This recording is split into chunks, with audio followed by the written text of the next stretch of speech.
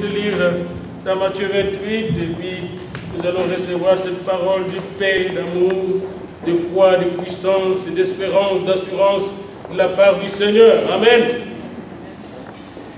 Et cette parole se trouve dans Matthieu 28, le premier verset. Après le sabbat, à l'aube du premier jour de la semaine, Marie de Magdala et l'autre Marie allèrent voir le sépulcre.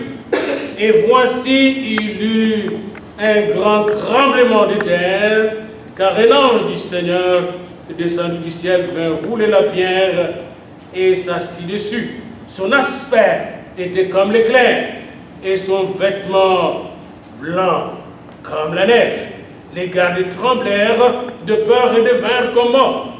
Mais l'ange prit la parole et dit aux femmes, pour vous ne craignez pas, car je sais que vous cherchez Jésus qui a été crucifié. Il n'est point ici, il est ressuscité, comme il avait dit. Venez, voyez le lieu où il était couché. Et elle est promptement dit, c'est-à-dire annoncer, c'est-à-dire évangéliser. Allez dire, vous les femmes, vous qui avez vu ma grandeur et ma puissance et ma personne, allez dire aux femmes qu'il est ressuscité de mort. Et voici, vous pressez dans Galilée, c'est là que vous le verrez. Voici, je vous l'ai dit. Dites à votre ami à côté, Jésus est ressuscité. Dites à votre ami à côté, Jésus est ressuscité. Il est vivant. Il est vivant, Seigneur, merci, parce que nous adorons le vivant au siècle des siècles. C'est à ton nom que nous voulons partager cette parole. Et le peuple de Dieu dit Amen. Amen. Asseyez-vous, s'il vous plaît. Dans notre école de dimanche, nous avons commencé une étude sur le sabbat, qu'on n'a pas terminé, parce qu'il y avait pas mal de questions, et prochainement, peut-être, dimanche prochain, nous allons essayer de procéder d'une autre manière, c'est-à-dire un petit exposé de 15 minutes, après viennent les questions. Mais dans notre culte, ici maintenant, dans notre message d'aujourd'hui, je préparais un message sur pourquoi l'Église prie le premier jour de la semaine. Et qu'est-ce que signifie ce premier jour de la semaine? Est-ce que Jésus a supprimé le Shabbat? Il n'a pas parlé de cela. Il n'a pas dit je supprimé le Shabbat. Mais pourquoi le premier jour de la semaine, Jésus est ressuscité? Et encore, toutes les recherches indiquent que le premier jour de la semaine, le Saint-Esprit descend plus que les apôtres. Toujours le premier jour de la semaine. Et pourquoi le premier jour de la semaine, les disciples se réunissaient pour prendre la Sainte Seine? Parlons d'abord de ce premier jour de la semaine, bien aimé. Après, je vais vous parler du troisième jour après la mort de Jésus. D'abord, le premier jour de la semaine. Ce premier jour était différent. C'était des femmes qui célébraient le sabbat comme les autres. Et ces femmes, c'est bien dit, après le sabbat. On dit, comme le repos est terminé, on a fait notre devoir religieux, nous allons voir maintenant le maître du sabbat qui est mort. Parce que lui a dit, il est le maître du sabbat. Ils sont allés voir le maître du sabbat qui est mort. Et quand elles sont arrivées au tombeau, Marie de Magdala qui était délivrée de cette démon, puis moi je n'ai pas vu dans la Bible là, un souverain sacrificateur délivrer quelqu'un le jour du sabbat de cette démon là. Je n'ai pas vu. Regardez si vous connaissez un souverain sacrificateur, un prêtre juif qui a délivré quelqu'un de démon le jour du sabbat, vous l'avez dit. Ou qui a guéri quelqu'un le jour du sabbat, vous l'avez dit. Mais Jésus avait des gens qui l'avaient délivré le Shabbat, le lundi, le mardi, le mercredi. Il se foutait de jour. Et là, ces femmes qui étaient délivrées par Jésus, sauvées par Jésus, sont allées au tombeau le premier jour de la semaine. Ils arrivent au tombeau, ils rencontrent deux anges, nous dit la parole de Dieu. Savez-vous que quand vous priez ici, et je vous invite à aller dans Hébreux 12, savez-vous quand vous priez ici, les anges sont là? Savez-vous ça? Que les anges sont au rendez-vous quand vous priez le Seigneur? Eh bien, les femmes ont vu des anges.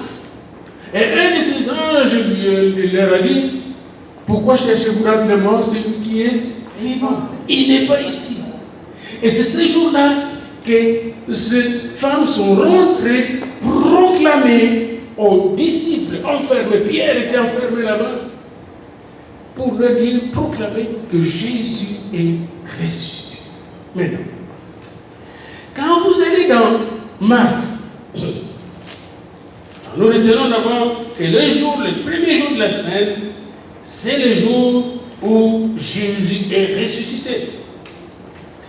Dans Marc 16, 1, lorsque le sabbat fut passé, Marie de Magdala, Marie mère de Jacques et Salomon, achetèrent des aromates afin d'aller embaumer Jésus. Ces femmes n'étaient pas allées là pour prier. Ces femmes n'étaient pas allées là pour voir qu'elle est ressuscitée. Non, ces femmes étaient allées pour embaumer un mort, qui était déjà enterré d'ailleurs par Joseph d'Arimathée. Et regardez maintenant le verset 2. Les premiers jours de la semaine, elles se rendirent au sépulcre de grand matin, comme le soleil venait de se lever. Elles disaient entre elles, qui nous roulera la pierre, loin de l'entrée du sépulcre. Et levant les yeux, elles aperçurent que la pierre était déjà roulée. C'est le premier jour de la semaine que Dieu a décidé de rouler la pierre qui retenait Jésus dans le sépulcre de la mort. C'est le premier jour de la semaine. Venez avec moi dans Luc au verset 24. Toujours, on regarde juste ce qui s'est passé les premiers jours de la semaine. Et voyez-vous, nous sommes dans les évangiles synoptiques, puis tous les évangélistes disent les premiers jours de la semaine. Hein? Les premiers jours de la semaine. Pourquoi insiste-t-il sur les premiers jours? Cette expression est devenue presque universelle. Luc 24, le premier jour de la semaine, elles se rendirent au sépulcre de grand matin, portant des aromates qu'elles avaient préparés. Elles trouvèrent que la pierre avait été roulée de devant le sépulcre. Étant entrées, elles ne trouvèrent pas le corps du Seigneur. Comme elles ne savaient que penser de cela, voici deux hommes leur apparurent en habits resplendissants. Savez-vous qu'avant que Jésus ne vienne naître, il y avait un ange qui est venu annoncer qu'il va venir. Quand il est allé jeûner 40 jours et 40 nuits, il y avait un ange qui est venu le fortifier et le servir. Et maintenant encore, il est mort et ressuscité. D'abord, j'ai sauté. Quand il est allé à Gethsemane prier, il y avait un ange qui est venu le fortifier. Et ici encore, nous voyons le premier jour de la semaine, quand il est ressuscité, deux anges qui sont en train d'annoncer. Nous savons que dans la fin des temps, il y aura des anges qui vont annoncer l'évangile sur cette terre, dans les cieux, sur cette terre. Et ici, nous voyons ces anges fortifier, encourager les femmes, et les femmes, à leur retour, ce premier jour de la semaine du sépulcre, elles ont trouvé les gens réunis. Ils étaient réunis en prière, dans la peur, dans une maison à Jérusalem. On continue à garder des sites là-bas. Et c'est la première fois que les gens ont entendu le message du ressuscité, de la part de femmes, que Jésus-Christ est ressuscité. C'était le premier jour de la semaine. Alors, la question est de savoir pourquoi, quand on va dans Acte 20, au verset 7, Luc, qui avait parlé avec Marie, avec Jean, dit le premier jour de la semaine, nous étions réunis pour rompre le pain, comme nous venons de faire tantôt. Pourquoi les chrétiens, et on a vu, avaient l'habitude de se réunir désormais le premier jour de la semaine pour rompre le pain? Ça se fait au premier siècle, la première église, avec les apôtres qui ont vu Jésus. Et la parole de Dieu est très claire, parce qu'en ce jour-là, le vainqueur de la mort est revenu à la vie. Vous comprenez? Le créateur du monde est revenu à la vie. En ce jour-là, le Sauveur est revenu à la vie avec la vie. Il est revenu à la vie avec la vie. Il est revenu à la vie avec la puissance de la vie. Il est revenu à la vie avec la bénédiction de la vie. Il n'est pas revenu à la vie le jour de Shabbat. Je regrette. J'aurais souhaité que ce soit le Shabbat. Ça aurait fait bien plaisir aux Juifs et aux Shabbatiques. Mais il est venu le premier jour. Et quand vous regardez, même le chiffre 1 chez le Juif, le chiffre 7, le chiffre 1 est supérieur. Malgré qu'on dit que 7 c'est le chiffre de Dieu, mais 1, Dieu est 1. Dieu est 1. Vous voyez? C'est le premier jour de la semaine, le premier et le dernier est revenu à la vie. L'alpha et l'oméga, le commencement et la fin. Et quand il est revenu à la vie, des gens qui étaient morts de peur, morts de découragement, morts même de banqueroute. Ils avaient fait la banqueroute, il n'y avait rien dans leur caisse. Vous allez voir bientôt, ils seront bénis, même financièrement. Des gens qui étaient morts totalement, existentiellement, sont revenus à la vie. Donc, nous avons ici quelque chose qu'il ne faut pas prendre à l'amusement. Ce n'est pas une question de doctrine, c'est une question de vie ou de mort. Jésus qui était mort est revenu à la vie, non pas le samedi, malheureusement pour beaucoup de défenseurs de cette doctrine de sabbat, mais il est revenu à la vie le premier jour de la semaine, pour montrer qu'il est le premier né d'entre les morts. Qu'il est le commencement de tout commencement. Et qu'il vient de tout recréer. N'oubliez pas que dans la Bible, on l'appelle le second Adam qui vient recommencer la nouvelle vie. Tandis que le premier Adam était une âme vivante, Jésus c'est l'esprit vivifiant.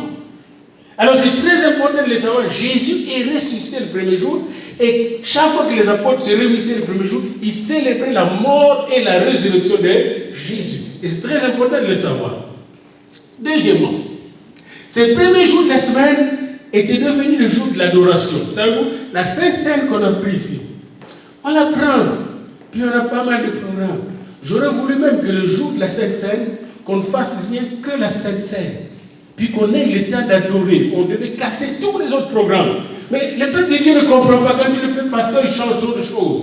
Mais voyez-vous, quand vous lisez les Écritures, vous découvrez que pendant la Sainte Seine, on peut adorer. On peut adorer, puis les gens sont baptisés du Saint-Esprit. J'ai vu ça. Parce qu'on n'avait pas de culte. Comme on a ramené le dimanche de Pentecôte, on se réunissait tous, puis on a adoré le Seigneur. On prenait la Sainte Seine, on connaît adorer le Seigneur. Puis on a vu des malades être guéris, des démoniaques être délivrés, et les gens étaient baptisés du Saint-Esprit. Le parent en langue fusée, et l'interprétation de langue fusée. Le don du Saint-Esprit était là, parce que les gens étaient abreuvés par le Seigneur. Les jours de Sainte Seine. Mais heureusement, j'ai vécu ça quand j'étais enfant, le jour de Sainte Seine. Je ne connais pas la Sainte Seine, mais c'était dans notre église. Et vous vous rendez compte, je suis resté dans cette église-là quand j'étais enfant, depuis l'âge de la naissance jusqu'en 62. Un seul est mort pendant cette période. Un seul mort. Le fils du pasteur. Il était mort parce qu'on lui a opéré l'appendicite et c'était mal opéré. Un seul mort. Quand j'ai quitté cette place et l'école, je suis allé dans une école, je nommerai pas quoi, où il n'y avait pas de Dieu, il n'y avait pas d'adoration. Moi qui étais rarement malade, je tombais malade presque chaque semaine. Puis là, il y avait des morts presque chaque mois. Puis plus tard, je découvrirai que même les moniteurs, les professeurs pratiquaient la magie. Je ne savais pas. Jusqu'à ce que moi-même, j'étais demandé par un professeur de choses horribles que je refusais de faire. Puis j'ai vu la différence entre ce qui était un Dieu et ce qui n'était pas un Dieu. Les premiers jours de la semaine, Jésus a fait la différence entre la mort et la vie. Ces jours-là, il a recréé l'humanité et les morts. Alors, les disciples, quand ils se réunissaient les premiers jours de la semaine, ils se réunissaient autour de la parole de Dieu, autour de la Sainte Seine, et adoraient le Seigneur. Et si vous regardez dans Acte 20, ces jours-là, Paul même a ressuscité quelqu'un qui était tombé de la fenêtre pendant la nuit. Donc, là où 2 ou 3 sont réunis à mon nom, je suis là, présent. Et là, agissant. Donc, c'est un jour soleil, quand vous vous préparez, le premier jour de la semaine, c'est aussi le premier jour que les gens donnaient leurs offrandes et leurs rimes. Les gens, le premier jour de la semaine, c'est préparé. Donc, il y avait une communion de gens avec le Seigneur Dieu comme on le voit dans Apocalypse 4. Vous voyez le Seigneur dit dans Apocalypse 4 sur son trône élevé, avec les 4 êtres vivants, avec les 24 vieillards qu'il adore, et le milliard d'anges. Et dans Apocalypse 5, vous voyez l'agneau immolé, celui qui est ressuscité le premier jour de la semaine, est là, et nous représente. Et quand nous nous réunissons comme ça, nous nous réunissons autour du trône. Et l'agneau immolé est là pour opérer dans nos vies, pour faire de grandes choses dans nos vies, lorsque nous nous approchons de lui, en nous souvenant qu'il est mort, vraiment mort, et qu'il est ressuscité, et qu'il est assis à la droite de Dieu. Amen. Et ça, c'est très important. Maintenant, donc nous avons déjà vu, c'est le premier jour de la semaine qu'il est ressuscité. C'est aussi pendant ces premiers jours de la semaine que les apôtres ont commencé à adorer. Ils n'ont pas fait une réunion d'église pour décider ces premiers jours. Ce n'était pas décidé par eux. Il n'y a nulle part, même dans les actes, où il y a une décision qu'ils ont prise. Non, c'était le mouvement. C'était un mouvement de l'esprit. Vous voyez? Ce ne sont pas des choses qu'on a décrétées par une loi humaine. Il n'y a aucune loi sur ces premiers jours de la semaine. Aucune. Il y a la vie. La vie de Jésus. Pour terminer, aujourd'hui, j'aimerais vous parler du 3e jour. Ces jours-là, qu'il est revenu à vie le premier jour de la semaine, c'était le 3e jour après sa mort. Le premier jour après le sabbat coïncide avec ce 3e jour que Jésus a annoncé plusieurs fois. Vous pouvez aller dans la parole de Dieu, dans Matthieu 16, 21, Matthieu 17, 23, Matthieu 20, 19, Jésus lui-même annonce qu'il va mourir, on va le tuer, il va souffrir, mais qu'après 3 jours, il va revenir à la vie. Puis, mais d'où est venue cette révélation qu'il allait faire seulement 3 jours? Parce que les Juifs, ils comptent les jours. Dès que le soir arrive, quand on dit ça, c'est fini le jour, puis l'autre jour. Ils comptent vraiment de façon tout à fait mathématique le jour, pas comme nous comptons nous autres. Alors j'aimerais vous dire qu'il y a une prophétie claire dans Osée 6, et nous allons la regarder. Ce 3e jour n'est pas au hasard. Et j'ai, dans la Bible, j'ai différents 3e jours, j'ai vu googler ça, j'ai différents 3e jours qui montrent que après 3 jours, il y a des choses que Dieu fait. Et c'est ce qu'il a fait dans la mort et la résurrection de Jésus. Mais aujourd'hui, je vais m'arrêter seulement à Osée 6. Osée 6 commence par le verset 1er qui dit « Venez, retournons à l'Éternel ». Israël était éloigné, s'était éloigné du Seigneur. Et puis là, venez, retournons à l'Éternel, car il a déchiré. L'Éternel a déchiré. Et toute l'humanité était comme ça avant la mort de Jésus, déchirée. Mais il nous guérira. Il a frappé, mais il bandera nos plaies. Maintenant vient le verset 2. Il nous rendra la vie dans 2 jours. Combien de jours? Il nous rendra la vie dans 2 jours. Le 3e jour, il nous relèvera. Ça, c'est le peuple juif. Et quand ils ont dit, ils ne savaient même pas ce qu'ils disaient. C'est maintenant avec la connaissance de Dieu que nous découvrons que, bien aimé dans le Seigneur, oui, le Seigneur a rendu la vie aux Juifs 2 fois. Ils sont allés à l'exil, hein? Ils sont revenus. Hein? Puis ils sont allés encore en exil. Ils sont revenus maintenant. Hein? L'exil de Babylone, puis l'exil qui les a dispersés jusqu'à être tués par Hitler. Vous connaissez, non? 2 fois. Et puis maintenant, depuis qu'ils sont rentrés, il ne sortira pas plus là-bas jusqu'à ce qu'ils seront relevés. Mais comment seront-ils relevés? Ils seront relevés par celui qui nous a d'abord, nous autres, relevés. Leur descendance, notre descendance, la descendance d'Abraham qui est Abraham. Et ici, on peut dire, nous aussi, il nous rendra la vie dans 2 jours. Le 3e jour, il nous relèvera et nous vivrons devant lui. Jésus est mort, 1er jour. 2e jour. Vous savez, le 1er jour, on se moquait de lui, hein, à la croix, là. Et vous savez que la mort de Jésus a commencé depuis son jugement, depuis qu'on a commencé à frapper sur lui. Hein. Il était mort, il n'existait plus. C'était une chose. 1er jour. Et là, le père ne pouvait même pas lui parler. Il était en train de satisfaire le père le premier jour. Le deuxième jour, savez-vous qu'est-ce qu'il a fait? Il est allé dans le séjour des morts. Il a fait des dégâts dans le camp de l'ennemi. Les dégâts dans le camp de l'ennemi. Le troisième jour, la Bible dit le Saint-Esprit l'a ressuscité d'entre les morts. C'était les dégâts, n'est-ce pas, dans tout l'univers. Le prince du mal avait échoué le troisième jour. Donc Dieu peut laisser le malin vous attaquer une ou deux fois, mais la troisième fois, il va ramasser un bon coup. Il va ramasser un bon coup. Bien aimé dans le Seigneur. Quand le malin avait Jésus à la croix, il riait. Lorsque Jésus était dans le tombeau, il riait. Mais Dieu faisait les choses en profondeur. Mais le troisième jour, les soldats sont tombés. Tous les systèmes tombés. La terre a sauté.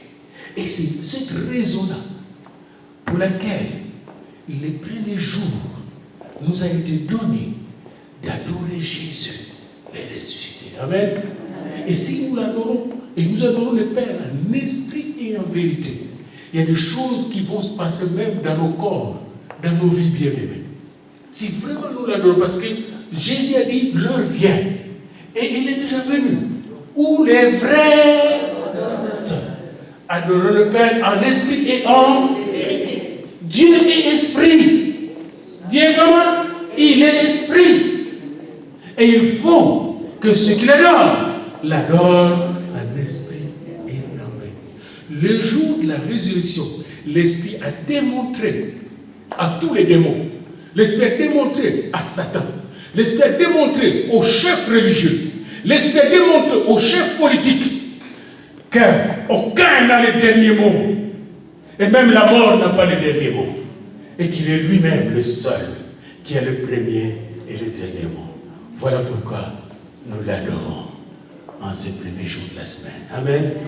Prions le Seigneur. Jésus-Christ est Seigneur. Il est sorti du tombeau, il est Seigneur. Tout genou fléchira, toute langue confessera que Jésus est Seigneur. Jésus-Christ est Seigneur. Il est sorti du tombeau, il est Seigneur. Tout genou fléchira, toute langue confessera que Jésus est Seigneur. Tout en passant par cette adoration, maintenant nous voulons monter vers l'animation. Mon bien-aimé Patrick, tu vas prendre ce soir. Il est vivant, il est vivant, il est vivant, il est vivant, il est vivant, alléluia, il est vivant, alléluia.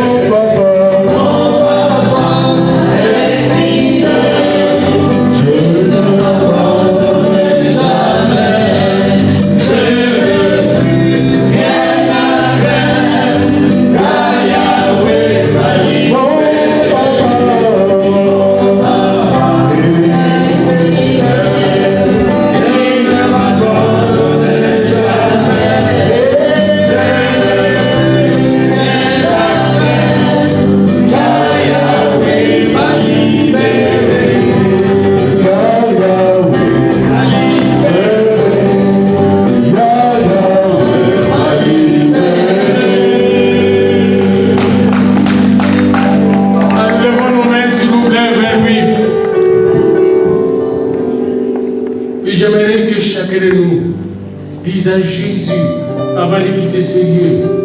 Alléluia. Est-ce que vous pouvez le dire? Alléluia. Encore fort. Alléluia. Oui, alléluia. Gloire à toi, Seigneur, qui est mort sur la croix pour chacun de nous. Gloire à toi qui est ressuscité. Gloire à toi qui est monté au ciel et assis à la droite du Père. Gloire à toi qui intercède pour nous et nous donne des armées d'anges pour camper autour de nous et des enfants qui te craignent et les arracher du danger. Que ta grâce maintenant, ô Seigneur, accompagne de tes enfants tout au long de cette semaine. Que l'esprit de la résurrection leur soit accordé, afin qu'ils amènent là où il y a la mort, la souffrance, la maladie, la résurrection, la santé et la vie au nom de Jésus. Lumière du monde et cette la terre, allez éclairer le monde avec la foi que vous avez reçue en Jésus-Christ votre Seigneur. Tout ce à quoi vous toucherez sera béni. Et tout terrain que votre pied foulera, le Seigneur vous le donne, pour que la gloire du Seigneur éclate et que le nom de Jésus soit élevé. Allez, avec la force qu'il vous donne, sauvez les gens, bénissez les gens, priez pour les malades, et ils seront guéris. Au nom de Jésus, et le peuple dit